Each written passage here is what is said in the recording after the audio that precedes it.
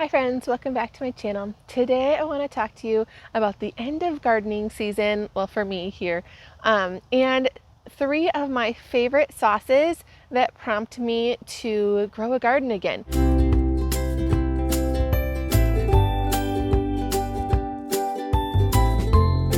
We moved to a new house, and the first year or two I didn't think that I was going to want a garden, and we missed these items so much that I realized that we really do need to have a garden. If there's just something about homegrown tomatoes that you just can't get from a store. And so today I'm going to talk you through my three favorite condiments. Okay, on an aside, salsa is one of our favorite condiments. We love, love, love salsa, pico de gallo, blended salsa. We love them all. But most people know about that. So I wanted to talk you through homemade pesto, bruschetta, and chili garlic sauce. Now, I originally was introduced to the thought of dairy-free pesto from a dear friend of mine. She helped walk me through those first few really hard years of our allergy journey, and she brought homemade dairy-free pesto to a get-together. And at the time, my kiddo couldn't eat it because hers was made with sunflower seeds, and he wasn't eating sunflower at the time. But I remember thinking that, oh, I could adapt this to meet our allergies. And I will tell you, we have never eaten more pesto than that first year of our allergy journey. And the best part about it is, as long as you have a safe oil, a safe seed or nut of some kind, and salt and basil, that's all you need. And so for those first few years, I made all sorts of modifications. I made hemp seed pesto. I've done sunflower, pepita or pumpkin seed pesto, almond pesto, really any of those types of things that work for you. Sesame doesn't work for our family, but sesame could work for you. And I make it in big batches during gardening season, and I freeze it. That way we can have safe pesto year round. A lot of people like to put raw garlic in their pesto, and my family does not tolerate raw garlic well at all. Everyone can handle garlic powder though, and so I just add a little bit of garlic powder, and that amps up the flavor. If you love raw garlic and have that situation in your house, you could add a little raw garlic to just your plate. There's lots of ways to modify this to meet anybody's needs. On an aside, I never thought I liked flower gardening, to be honest. I'm a very practical person at heart, but I started growing these zinnias this year, and I'll be honest, they have brought me so much joy. I mean, not only are they great for the pollinators, but they're so much fun to cut, and I have found that I'm more of a flower person than I thought. So I'm going to keep growing these little guys as well. And there's a bee over here sleeping. There's a bee sleeping on one. That's how wonderful they are. Interesting. Well, let's see if we'll zoom in. I poked at him to see if he was okay, and he raised his leg at me. So I don't know, is he sleeping? Is he hurt?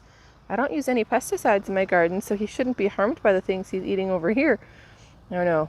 We have some sting allergies in my home, so we tend to be pretty cautious, but we do love our pollinators. Homemade pesto is so versatile and really delicious. Here are the ingredients I used this evening: my basil, roasted sunflower seeds, olive oil, and salt, and then the garlic for reference for most people. I wash my basil well and then dry it off, and normally I chop up the seeds first. We forgot first, and a couple leaves fell in. So then I recommend doing this in smaller batches than you show here, because I had a hard time getting everything chopped up well. But pulse the basil in until you see that it's chopped up, and then go ahead and add in your oil. If you are adding raw garlic, I recommend you add it in at the beginning with your seeds so it gets chopped up really fine. Add in your oil until you see that a sauce has developed. Then I add some salt and mix it a little bit more before I taste for seasoning. Then your pesto can be put in a jar, used right away, or frozen. I often freeze it in baggies that are well labeled with all of the ingredients. And then on pasta night, I go ahead and add my pesto to my finished cooked and drained pasta. I add in a few scoopfuls, stir it around, taste for seasoning of salt and garlic. I add a little bit more salt or garlic if I need it. Here it looks like I'm adding an awful lot of salt, but it's really just that I was out of salt and nothing was coming out.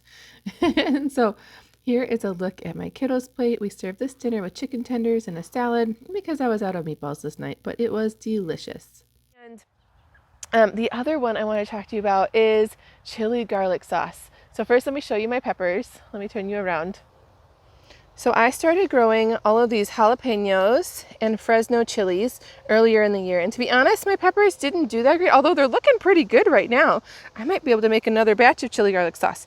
Originally, I wanted to grow enough jalapenos that I could can them, and I never got enough all at once. And so then I was trying to think about what to do with them, especially these cute little Fresnos. I love them, and they're hard to find in the grocery store. And here's a funny story for you. My oldest son and I chose a really bad time to become attached to chili garlic sauce called Sambal. If you are a sriracha and a Sambal lover, you know there is like a worldwide shortage situation going on. And we have a lot of food restrictions in our house, and my son and I just really started to love Sambal on like everything. We put it in homemade ramen, anything that we wanted to have spicy, we use Sambal for it. And the best part about it is, as much as I love sriracha, it does add a very distinct like smoky flavor almost to things. The chili garlic sauce just adds awesome heat. And so after I noticed that there was a shortage and there was no way, no matter what store I went to, that I was going to find any, I started to look and I realized that the main peppers for Sambal would be Fresnos and jalapenos, and I had those. So I picked all the ones I had, but I wanted to make a really big batch. And so my awesome husband ran to the farmer's market, picked up every single red jalapeno he could find from every stand. It's really funny. Everyone had like one or two. Nobody had a whole lot of them. Most people are looking for green jalapenos. And I blended them up and made this awesome sauce. The recipe is not my own. I'll link the recipe in the description box. It tastes so much like Sambal. I was really, really impressed. It's super easy to make. The one thing to know is be careful of the pan that you use, because I washed my pan really well and it still held on. Maybe it's the coating on my nonstick pan is the problem, but it held on to some spice.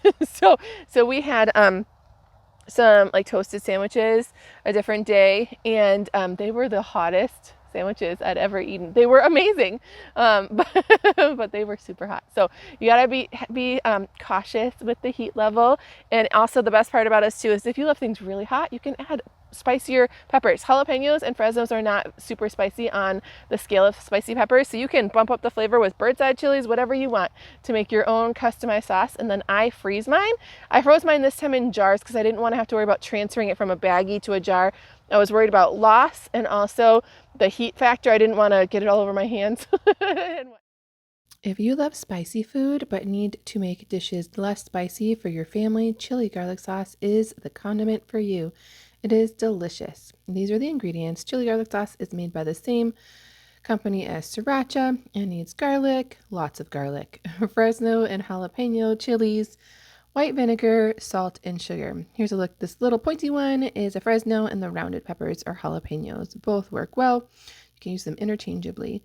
If you have them, I highly recommend you use food-grade plastic gloves to protect your hands. If you see here, I chopped up mine by holding them by the outside very carefully so I didn't get oil on me. I weighed how much they were, so I knew how many batches of the sauce I was making.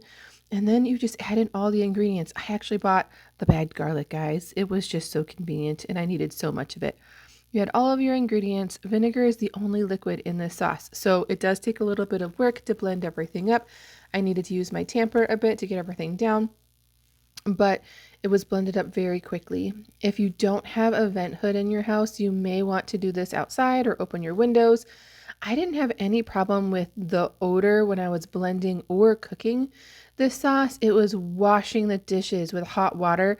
When I washed the blender, the hot water mixed with the peppers and kind of vaporized it in my face. Anyways, use caution.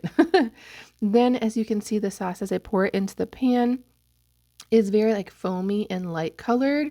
And so you just cook it down for a few minutes. I would say probably 5 to 10 minutes max, to cook it down until it becomes a darker red color, and then the foaminess subsides. So then you can taste it for any added seasonings you may want, and then put it in a jar. I love this on ramen. A lot of us eat it with pizza, really anything. I had it on pierogies recently. You can really use this chili garlic sauce anywhere you want something more spicy. Here's a look at my last of my basil. It's hanging on. I've got a little bit more here, but a few weeks ago it was starting to get cold and I was worried about losing all my basil, so I picked all of it and we had a great basil picking party. It was a lot of fun. My kids sort of begrudgingly helped me pick all the basil. We put on some music and whatnot, and I made a huge batch of pesto to save for the winter. And the main reason I do that is for pesto, but the basil is awesome if you like homemade bruschetta. And I've been inspired by a food truck that we have at our farmer's market that sells avocado toast, and it is so amazing. But $9 for avocado toast, guys, I mean, really, that's a lot. And so I've come to find that I can make it at home so much easier, just as delicious, and for dollars, not $10. And so what I do is I make a super simple bruschetta.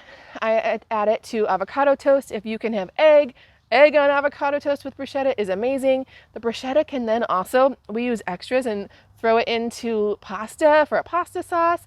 It's just really awesome and so delicious, adds an extra level of flavor and excitement to your food. And I hope you enjoy it too.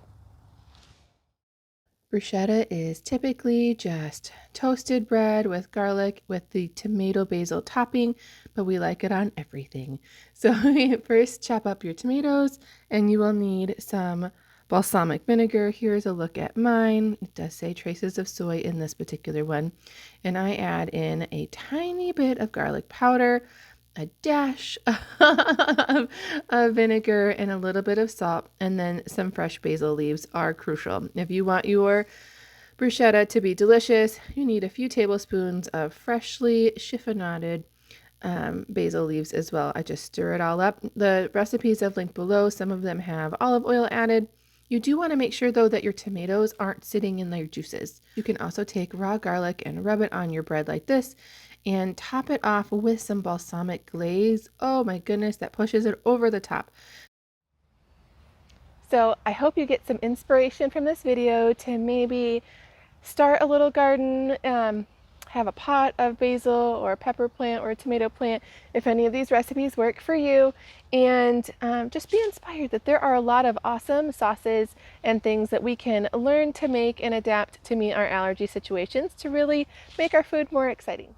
If you find this video helpful at all and want more allergy-friendly content, would you please like this video, subscribe to my channel, and hit that notification bell. Thanks so much for watching.